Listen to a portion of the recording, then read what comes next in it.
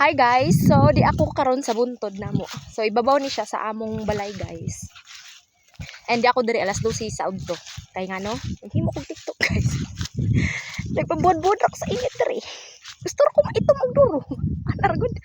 So dakod mo ang place namo guys. Mo ni siya ang lugar kung asa misigi og tambay sa una, magtagay, ganon.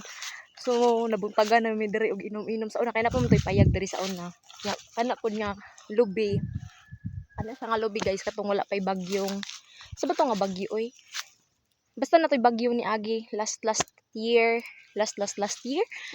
nga may nakapatumbaan na og sa katong payag din nga wa pa pud na human. So mo ni ang place oh.